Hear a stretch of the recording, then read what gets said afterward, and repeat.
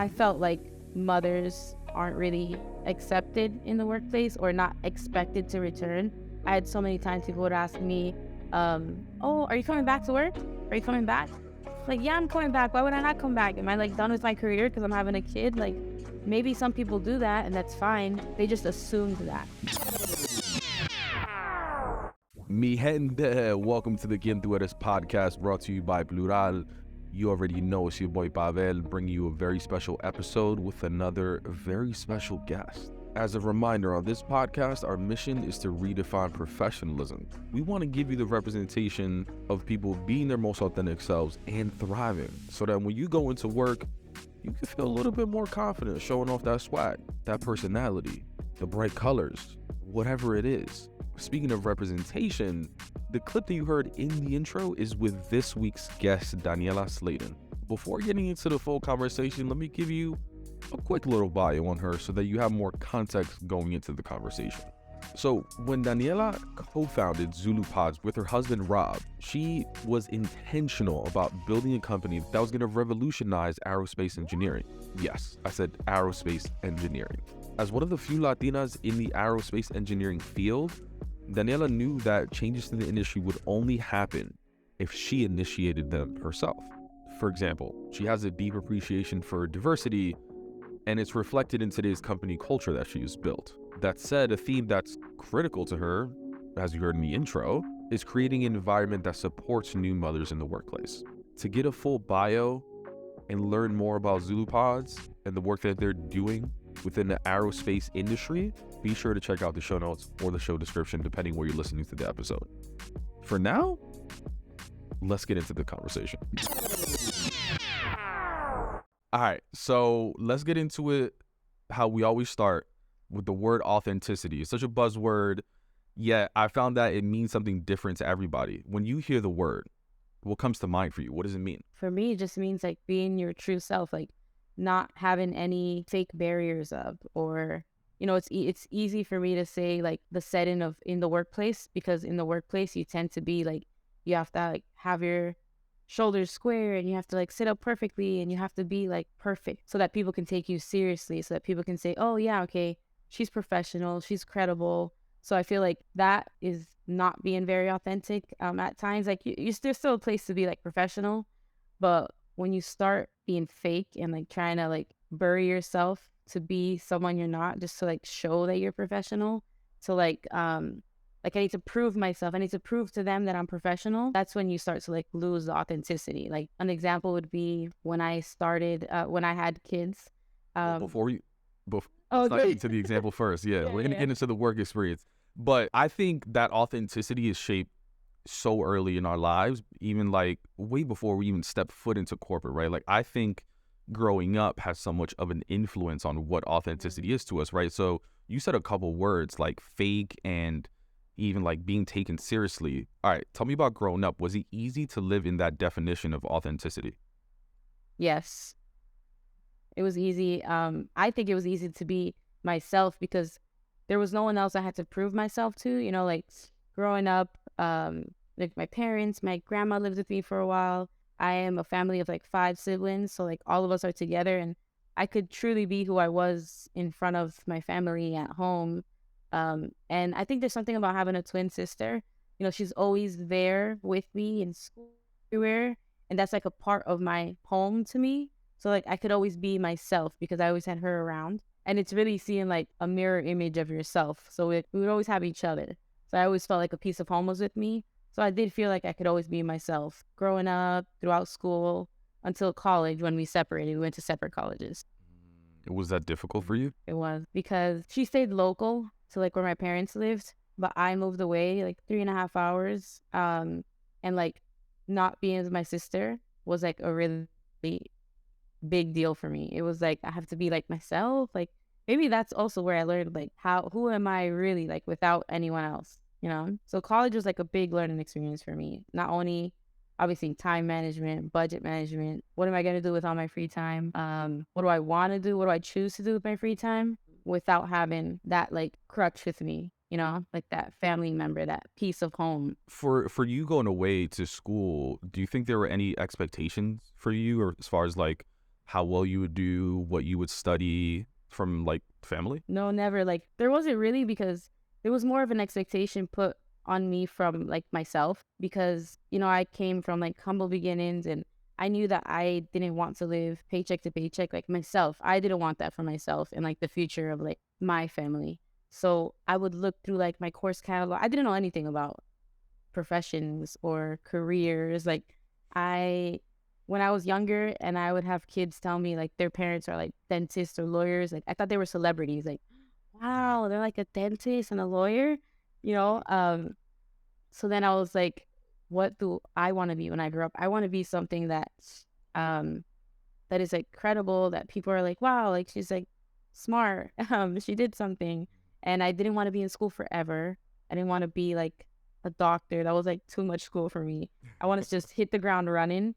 And I liked math, and that's how I chose like engineering.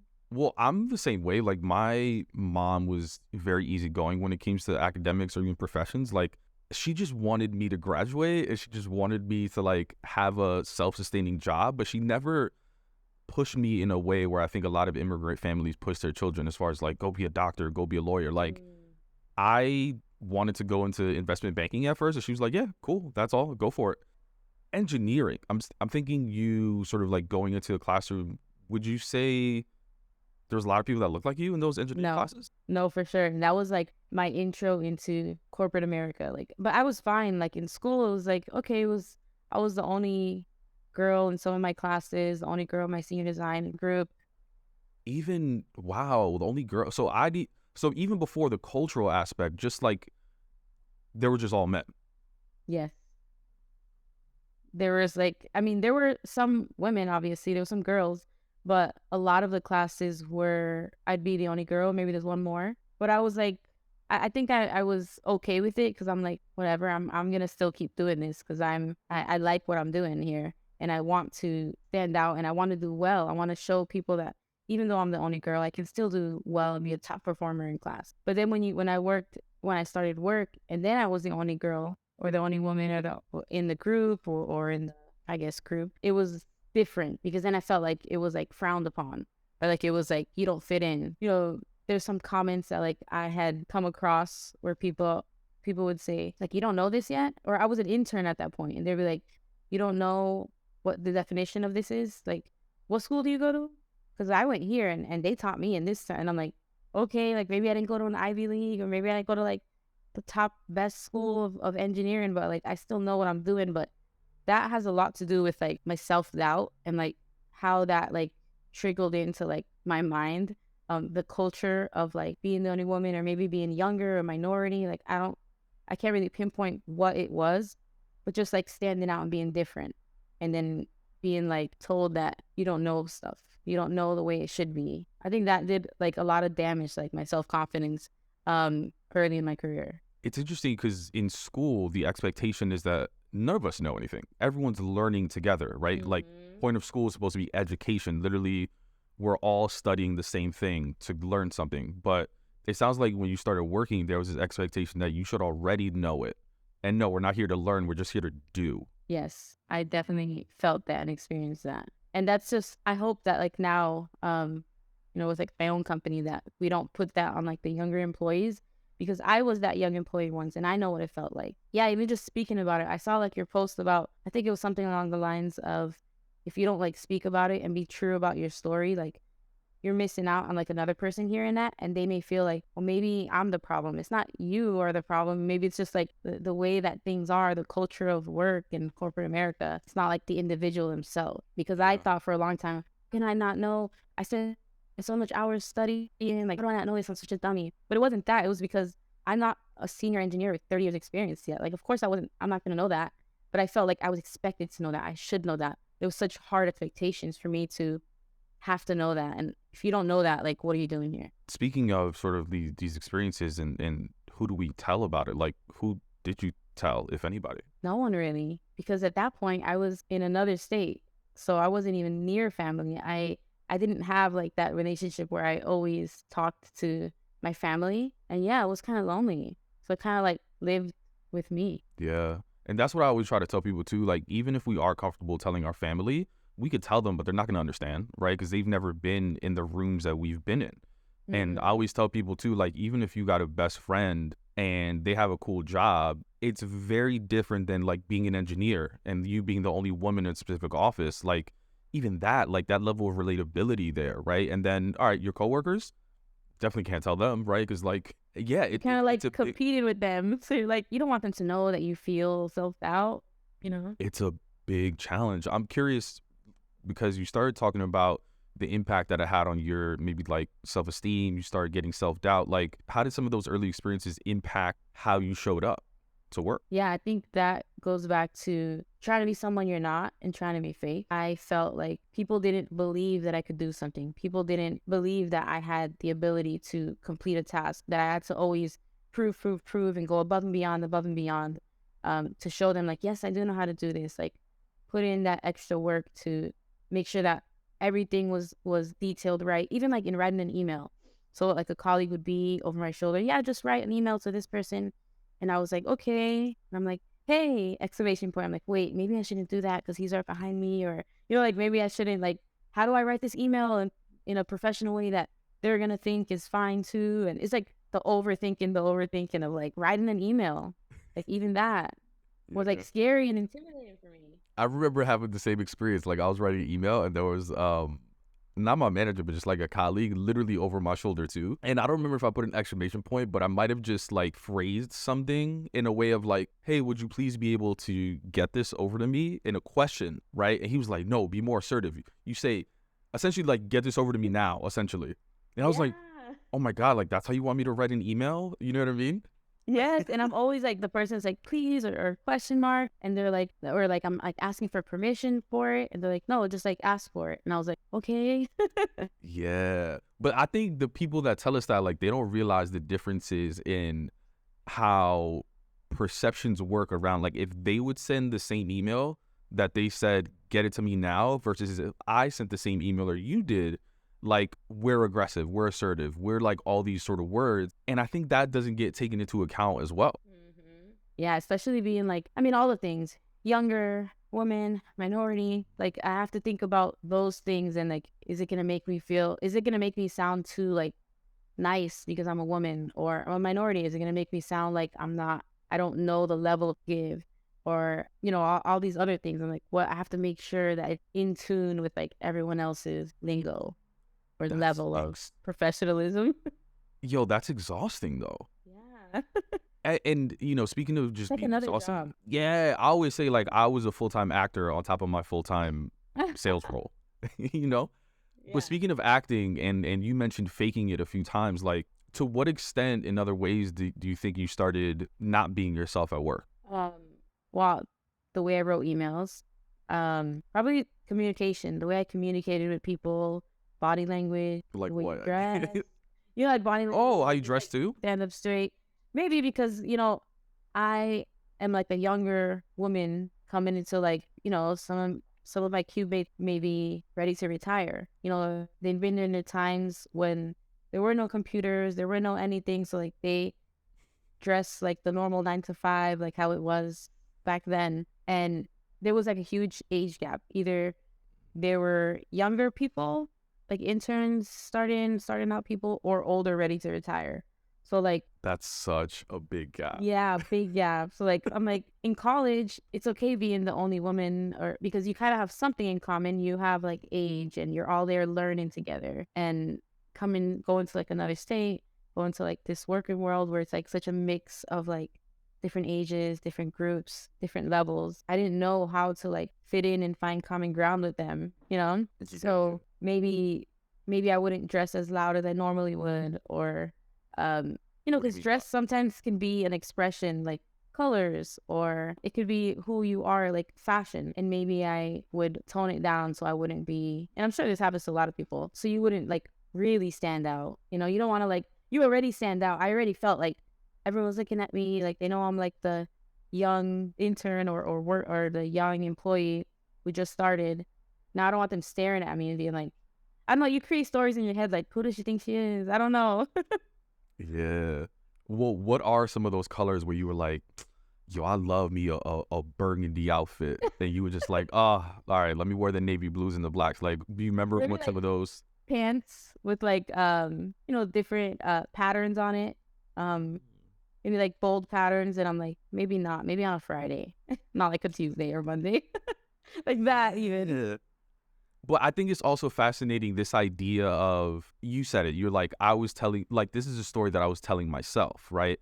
And I think there are two experiences, and they don't have to be mutually exclusive, but there's the story that we tell ourselves that we just like make up based on our own previous experiences or the experiences that even our family maybe has faced. Or there are literally people that tell us that outfit is too bold, that outfit is too colorful, that outfit is distracting. Like, which one of the two do you think it was for you? So there's also a backstory to this. So when I first started pre-internships, I joined this like, I think it's a nonprofit group or organization, and they help minorities get internships with like big companies. So you kind of go through this like workshop, and they teach you, which I like that I went there, and they teach you like how to build your resume, how to be professional, how to have professional etiquette, how to speak professionally. So like they kind of like mold you into this perfect little intern, professional intern, which I was very thankful for, because you do have to learn these things sometimes, I'm depending on so like your curious. background. I'm so curious what they taught you. And I've Yeah, been through well, similar programs. yeah, they teach you, how to maybe dress, like maybe, um, like for example, when I worked at Disney, like they teach you, don't have color on your fingernails, like just have natural or nude. Men don't have too long of a beard. Women don't have loud earrings, just like studs or small earring. Your hair, you can't have like a mohawk, or you can't have neon colors in your hair, rainbow colors in your hair, like all of that. So maybe all of that shaped my thought of what professionalism is, or how people perceive you as professionalism. You'll hear it all the time with first impressions matter, and they do, but it doesn't mean you have to like not be yourself. You can still be yourself in the first impression. You don't might not have to wear a suit and tie the first time you meet someone. I wouldn't. And they was that kind of like part of like orientation, like when you started the internship there? No, that was part of like this organization, this nonprofit, to help. They specifically help minorities Oh, got it. get Yeah. internships. Mhm. So maybe there's this perception that we don't know how to be professional. I don't know, but I joined it, and it's because I joined it because I'm like, I want to get an internship with a good company, and this seems to help you. So I did that. Yeah, it's interesting because I went through a similar experience, not with that program, but I went through it in school. So I went to an all boys Catholic school in South Bronx, and they would have rules around how to dress. So I had to wear a blazer and a tie every day with slacks, you know what I mean? With Yeah. dress shoes. And there was a hair policy. So they didn't allow students to have what I would call traditional black hairstyles. No Mhm. afros, dreads, braids. You couldn't have like a part in your hair, beards, nothing below the earlobe. All you can have was a mustache. So I was rocking a mustache. And it kind of was the same thing. It was, looking back at it, it was kind of like this factory to train you on how to Mhm. be, to your point, like this perfect intern. And I kind of cringe thinking back at some of those experiences. Like, I agree that first impressions matter, but we often think about the first impression from the person receiving the impression versus giving the impression. Mm. You know what I mean? Like, why is it Mhm. up to us to change in hopes that the person looking at us is going to have a positive impression of us versus the person looking at us being educated enough to check their own bias around how we're dressed? You know what I mean? Mhm. Mhm. And I don't know. I struggle with that. What the hell does a mohawk have to do, or like, what the hell does the color of your nails have to do with how professional you are? But at the same time, like, I don't know, maybe it's a chicken and egg problem around like, well, who do you focus on? We need to get these jobs. Let's just make sure they get their foot in the door and then they can figure out authenticity. Or do we train people that look like us our entire lives to fake it? It's weird. Mm. I don't know. Mhm. Or is it like I mentioned, this was specifically for minorities? Like, is it because, I don't know, like society knows that minorities may not have had many professional people in their lives, Yeah. so they want to teach you like, well, this is the world of professionalism. This is what you do. But then why does that equate to professionalism? So it's like, Right. I don't know. Right, exactly. Because if you look up the definition of professionalism, it's just defined as a skill or competence expected of a professional. Like, nothing in that definition says how someone looks. right? Mhm. But if I put up a picture of Lil Wayne, face tattoos, dreads, all like gold grill chains, people will look at him and say that he's unprofessional. But what they're really saying is that they don't believe that someone that looks like him has the skill or competence expected for that role, Mhm. which is fucked up, right? Yeah. You know? All right, but here you are sort of like faking it and doing what you got to do in many ways to like really just survive, right? Like, I mean, when we get a job, it's not only to hold us down, sometimes it's like support our families and everything, Mhm. right? So, Mhm. but eventually, from my understanding, you start feeling a little bit more comfortable, even courageous being yourself. Mhm. But I think for most of us, we don't just completely show up as a different person one day. I think it comes to like incremental little steps. For Mhm. you, what was that first thing that you started doing that was like, I need to start doing this to feel a little bit more like myself? I think dressing more like how I wanted to dress. And I think it starts with the people who you confide in at work. When you find that other person that you're like, okay, like they're more lax about the maybe professionalism. They're not, because some people they're professional with you, and then you go out to like a happy hour or something, and they're still professional. And you're like, whoa, this is really you. But then other people, you're like, oh, okay, and I can like kind of be a little more myself with you, and that's when you start feeling like, okay, like they can dress like this, and they're still being taken seriously. Maybe I can do that too. So it sounds like you saw representation potentially that kind of gave you permission to be like, oh shit, well, they're doing it. Maybe I can try it. Yeah, like they have employee, I guess called resource groups where they have like, yeah, so that go into like some of those, everyone's like, you should go, and like they have like potlucks or whatever. I was like, maybe I will go one day. And then always like when the new intern classes come in, because they were so diverse and they were still young, and they were still like, they don't have that filter of, oh, maybe I should be professional, because they haven't hit there yet maybe. So like whenever that wave of like the summers, the interns came, I'm like, oh, like maybe I'll blend in as an intern, and like I can dress whatever way, and people want to think differently of me. Yeah. Well, tell me about the thought process because I think we all have it, right? So you referenced sort of like how you dress and attire is the first thing that you started to test, right? Hmm. So walk me through the scenario. You're getting dressed. You're like, fuck it. Today, I'm wearing those bright pants, right? But Yeah. in your head, what was your inner voice telling you? Like, what are they Maybe gonna just a bit say? loud. Yeah. Yeah, tell me about all of those questions you were asking yourself, and then after the question, how will you receive that work? Yeah, I think it's definitely telling yourself, like, you create stories in your head. Yeah. So it's probably more of me creating stories in my head, because I'm just such an overthinker, and I'm like, I'm thinking about what is everyone gonna think? I'm thinking about, is it okay? I almost like, do I have permission? I don't know. Like it's so weird. Like, is it okay? And then I go and I'm like, I get like the anxiety. Like, is everyone staring at me? Am I being like a distraction? And I already feel like that. Being a minority woman, already feeling out of place. Like I'm displaced. Being in a state that I'm not used to. Being in a climate that I'm not used to. So I already feel uncomfortable. And now I'm like, I'm feeling more uncomfortable, when really I'm just trying to do this so I can feel more comfortable being myself. Like I want to wear these things, and sometimes wearing different clothes like a representation of like, oh, who you are. You choose to wear what you wear. So yeah, I'm like, well, are people gonna think like I'm distracting because I'm wearing this, or are people gonna think like, who does she think she is? She can like not dress business casual, she can wear whatever she wants. Yeah, more of a like, who does she think she is? When really it's like just a story I created in my head. Yeah. All right. Well, there's a story you created in your head, and then there's a reality. So, what happened when you walked into work? Like, how do you Nothing. think? Really?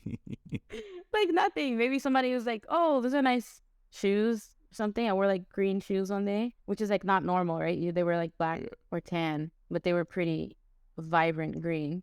And my cube mate was like, "Oh, those are cool shoes." I'm like, "Thank you." And then I'm like, maybe I'm overthinking this. Yeah. Well, that's the thing too. I often tell people the stories that we tell ourselves and create in our head, they're often worst case scenarios. Rarely, I mean, even like in all the anxiety and the thoughts that you were having, not once did you say, yeah, people are going to love this fit. You know what I mean? People are going to ask me where I bought them. Like, we don't tell ourselves that. No, Never.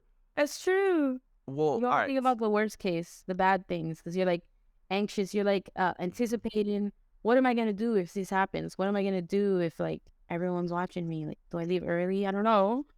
Exactly. Do I leave early? Well, it sounds like you were received positively, which I love that. Tell me about a time where you think your authenticity and it was met with some resistance. I think that would be when I started having kids.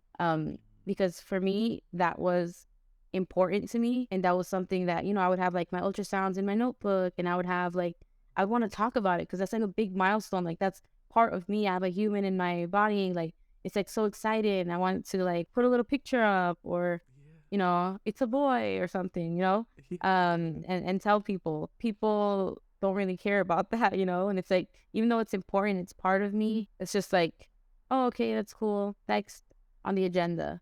Only one time well, I distinctly remember one of my like cube mates, he was older, and he saw that I had the ultrasound in there, and he was like, wow, like I just want to take a moment to like, congratulate you and tell you like all of this stuff at work, like that doesn't matter. What's there, like that's gonna matter in your life. That's what's gonna matter at the end of the day. And like I take that with me still to this day. I'm like, that was so powerful for me in a time where like my family wasn't there, and like I didn't really have that much support for like this big milestone in my life. That went so far for me, and I still remember that 6 years later. I love that. Shout out to that person. And I tell me a little know. bit more about the experience, like when you do find the courage to open up, right? And talk about, because people ask you, like, oh, how was your day? How was your day? How was your weekend? All these sort of things. And there you are sort of like sharing this very intimate, proud moment for yourself. It sounds like you were like dismissed, but I'm sure like you weren't the only person that was asked like about their day or their weekend or what's going on in their lives. Did you feel like other people were allowed to share more and their sort of activities were more accepted versus yours? I'm just trying to get like a comparison of. Well, I think like with your own cube, like with the own people that you see every single day, you see them more. You're there more than you are at home sometimes, like, and you're with the same people. So like with them, I felt comfortable sharing anything. It's like when you go to a meeting with someone across the hall, knows nothing about you, and you're like talking about this, and you're like, oh, they don't really care about this. They don't care about Yeah. human things or outside of work things. They only care about work, which Yeah. I guess that's the culture some places. But I enjoyed talking about things outside of work too, like making small talk, because that's what connects you as humans. You're talking about something you did over the weekend, or a concert you went to, or a restaurant you went to, or something, and that helped me connect with people. Yeah. And then for people who didn't like care, or just like, okay, that's cool, next, it was like, wow, they're so like cold. To me, it felt Right. cold. Right. Well, it's interesting because that reminds me of a time when I was at Facebook. My manager, like one of my early one-on-ones, he was like, yo, people are saying you're unfriendly and unapproachable. I was like, what? I was like, first of all, am I doing a good job at work? He was like, yeah, no, things are good, but I want you to make friends with your coworkers. And I was like, I tried to explain to him, I was like, I tried. Yo, you don't know how much enthusiasm I fake when they tell me about their activities. And I think in my head, I kind of expected the same level of like fake enthusiasm or even just like interest. Because Interest. sometimes I am interested, right? Like I feel like most of the time when white people tell us stories about their lives at work, we are interested, or at least we put up a front that we're interested. Whereas whenever I would talk about my experience, it would be like a period. They'd be like, I oh, what'd get you do this that. weekend? And I'd be like, oh, I went out here, and there. They'd be like, oh, cool. All right, so what about that presentation? Like, are you still working on it? Where for me, I feel like, and I don't know who started this, but I feel like we've been trained to continue the conversation so that they can think that we like them. You know what I mean?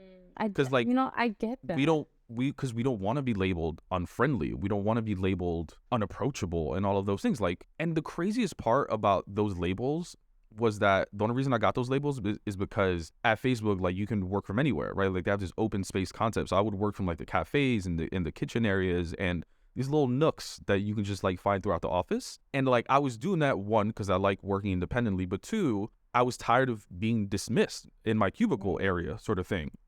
Because Mm-hmm. every time I said what I was doing, it was just like end of conversation. Mm-hmm. I've had those experiences too. Yeah, because and you're right. Is this something like we're trained to like keep the conversation going? Because like I don't want to sound dismissive or rude. I don't want to be rude and like not be interested in like Right, someone's life. If they're taking the time to tell me about it, I'd be right, like, oh, okay. Like I want to like ask a little more and like get to know them that way. But I have had experiences like maybe like I'm talking about when I got pregnant, or even afterwards, that people just stop when I talk about things, and it's a period instead of a keep going. right. period instead of that comma. Hmm. Wow. How do you think being a mother has impacted how you show up in the workplace? Oh, it's definitely made me feel more like I could be myself and more authentic. Um, Really? yeah, Why? because now maybe it's just because I feel like maybe I identified with like just being an engineer and like I only cared about how I looked like that. And now I'm like, well, there's more to life than just work. And like having a kid made me realize that. Like, you go to school and you study and you go right into internships in the summer, then you go right into working. Like there was no break. But like having a baby made me take a break and it made me pause and made me think about things. I had postpartum depression after my first. So like there's so much like emotions going on at that time and like reflection. Then you come back to work and I felt like mothers aren't really accepted in the workplace or not expected to return. I had so many times people would ask me, oh, are you coming back to work? Are you coming back? Like, yeah, I'm coming back. Why would I not come back? Am I like done with my career because I'm having a kid? Like, maybe some people do that and that's fine. They just assumed that. How did that make you feel? Sort of like those questions being asked. The culture of a woman coming to work is not really, I don't know if accepted or not really prevalent in the workplace there.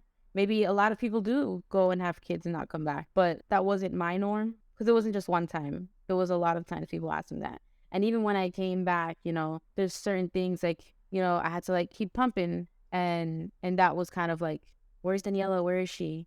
And I'm like, I put it on like my calendar. You guys know, like, it's not like I'm gonna do this forever, but for a time being, I just had a baby 3 months ago. Yes, I'm still like pumping. I have to feed them for when they're in daycare, or I have to go out to a doctor's appointment. There's so many doctor's appointments in the beginning, and like that wasn't understood. Like they weren't okay with the flexibility that I needed at the time. And I'm just like, just give me this flexibility, and like I will give you the best of me if you allow me to be the best. Like I need Yeah. maybe a little bit of flexibility or I need a little bit. I'm not going to have kids for the next 20 years, but this is the milestone that I'm having right now. So like just please work with me and then I can continue working with you and you know what I mean? When What you sort of feel like what sort of feedback did you get when you started?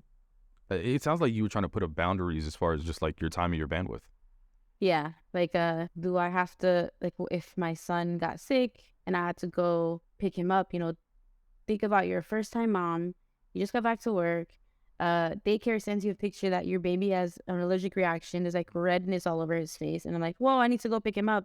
So I'm like, but what do I do? Like, I don't want my boss to think I just left. Like, let me write them an email. And then you come back and they're like, whoa, you just left yesterday. And I was like, well, I wrote you an email. Like, I had like an emergency. And they're like, next time, try to come and find me first. And I'm like, what do I need permission to leave? Like, it's like a human we're talking about, a baby, not like it's something that I need to go handle.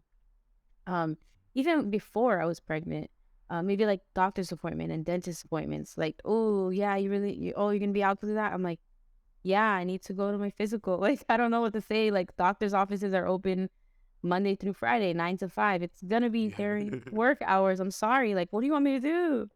Like Yeah. time off was such a like pain to do. It was like frowned upon. You're taking too much time off almost Yeah. to do That's like normal human things. Like go to that's the doctor unfortunate. or take your child to the doctor. Like that's something that you have to do. Yeah, that's unfortunate. And I've had other mothers on the podcast. There was one in particular that stood out to me. A mother returning to the office, like literally, it's kind of like in a comedy show, not a comedy show. It's kind of like one of those sitcoms where someone walks into the club and the DJ like stops the music, like Mm. people literally turned around and gasped the fact that she That's a came huge back. fact. Yeah, and not only that, but no one expected her to be back to the point that like they even gave away her office. Yeah, it was really interesting. And but something else in that episode that really stood out to me too, it was this idea to her that have like becoming a mother was the big moment for her that made her realize that she needed to stop faking it because one day her son, like it got to the point where the outfit, like her son knew who she was about to meet with at work depending on how she dressed up. So her son would be like, "Oh, you're meeting like a RT crew today? Oh, okay. You're meeting finance people today, right? Aren't you? Okay." And like eventually the son was like, "Mom, like I see you change every day depending on who you're gonna meet with. Like, do I need to change who I am?" Mm. And the mom's like, oh shit. The example that I'm presenting to my son is that in order for them to take you seriously, like you were saying earlier, I need to look a certain way. You know what I mean? Like I need to, even like on the phone, to be like, I need to speak a certain way because the son was, or just Oh around my and gosh. speaking, right? Yes. Is that a thought process for you? Is that a little bit of pressure to be like, I got to show up just how I am because people are 'Cause watching? yeah. Yeah, it is too. Like, especially now, like my son is older. Yeah, definitely. He make maybe comments about Oh, he calls you out? like, yeah, like, where are you going? Are we going to the office today? Which office are you going to? There's a ton of growth, obviously, in you from like when you started working to now.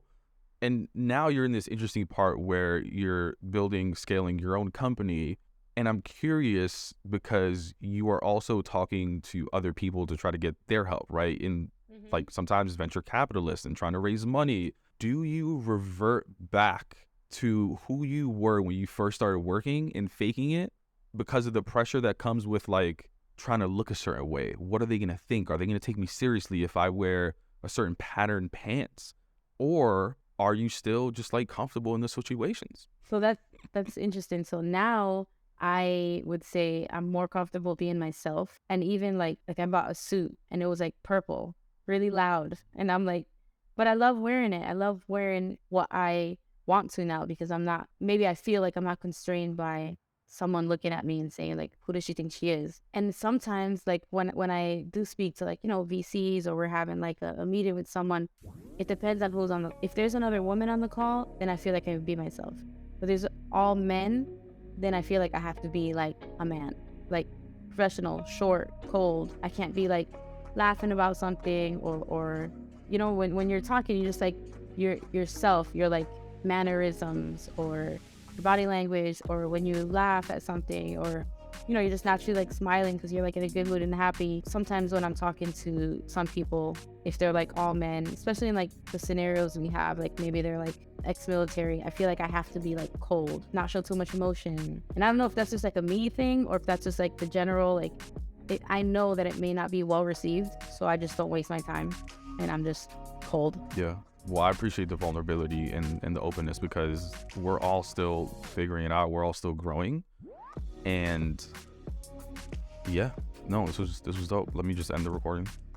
Mi gente, that wraps up another episode of the Quién Tú Eres podcast. If you enjoyed what you heard today, please do us a favor, like, share, comment. Wherever you're listening to this, please leave us a review. It's only going to help us in the algorithms to ensure that these stories and experiences get heard by as many people as possible, because that's the only way that we're going to redefine professionalism. Ya tu sabe. See you next week.